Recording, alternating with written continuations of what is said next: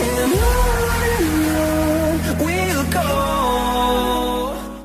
Hey guys, welcome back to another video of Tony's phone collection. Today we're going to do another unboxing. This is a phone lot. Technically I bought them individually, but it was all from the same seller, so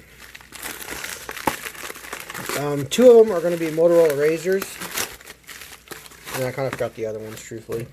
They were about $5 a piece.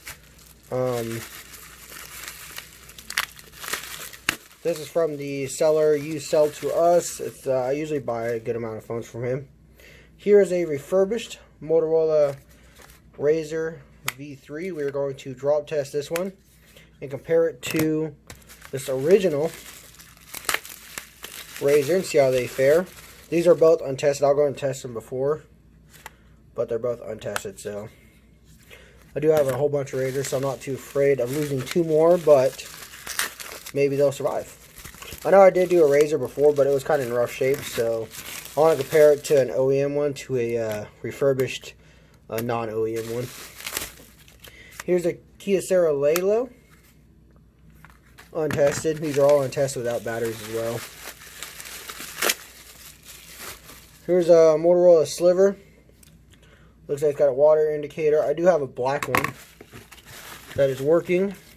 This is the black one I have. So I kind of want to get a silver one as well. So I'll test it out as well.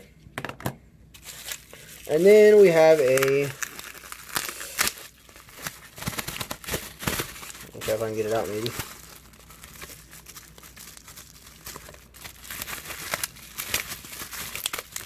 I've had pretty good luck with these people. I know a lot of their phones are untested, but at least they tell you in the description. A lot of them don't have batteries either. But here's a HTC Droid Incredible, I think it is.